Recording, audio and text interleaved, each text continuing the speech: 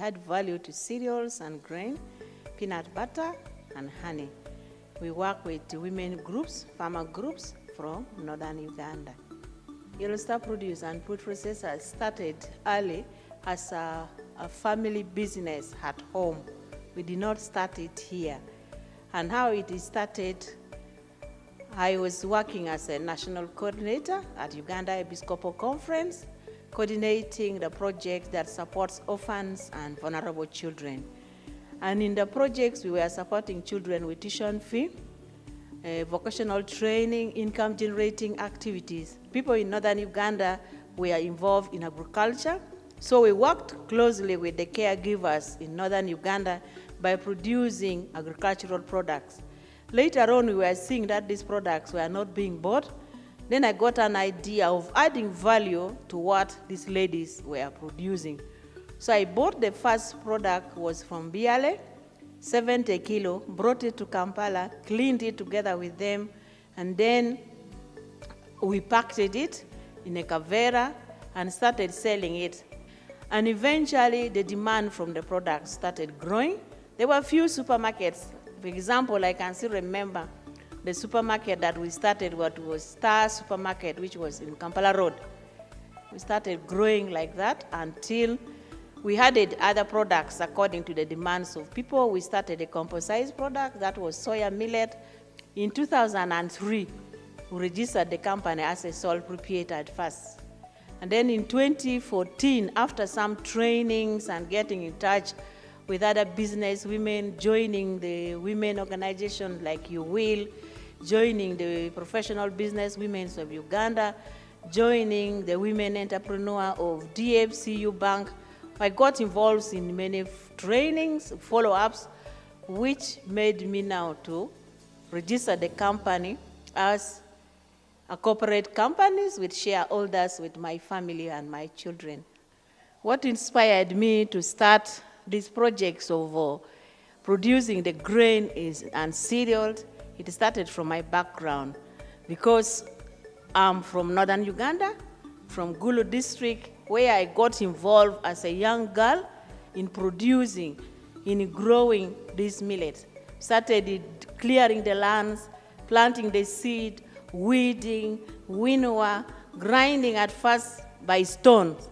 So with that experience that I grew up from my primary level up to secondary level, I learned a lot on this. There are some factors that has made me stay into business and remain in business up to now. I was lucky when the private sector foundation brought in a project for supporting people in branding and then satisfying your products. So I applied for that project. When I applied for the project, I was awarded. I was given someone to brand for me. I had to look for someone to do the branding. So I got a lady from Norway. This branding was done by a white lady from Norway who did the branding for me. She changed a lot from the branding which I had before. At first I didn't like it, but now I love it. I was packing in the kavera. I was not packing in the boxes. It was not in these boxes which are looking nice. The whole funding which I got from private sector foundation changed a lot. They did the certification of my products, UNBS, and after now getting that, first they certified 2 products. It was pure millet and peanut butter. And I had to buy standard from National Bureau of Standard. There is a standard which you buy to allow you run to your company, the form which you have to follow.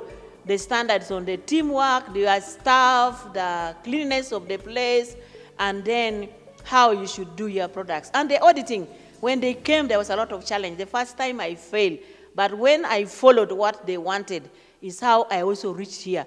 I even saw that where I was doing my product was not worthy enough to produce those quality products which I should put on the shelf.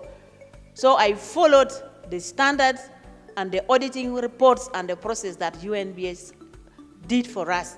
And this came as networking and working with other organizations.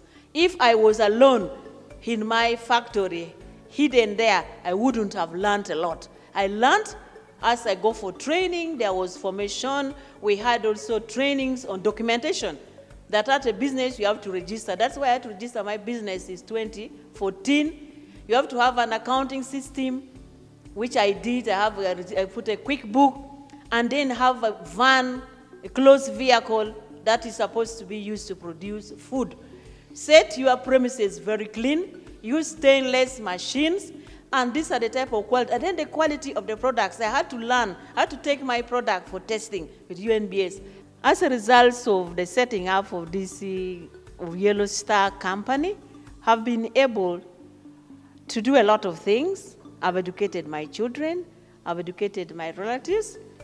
I have my own. I learned how to drive.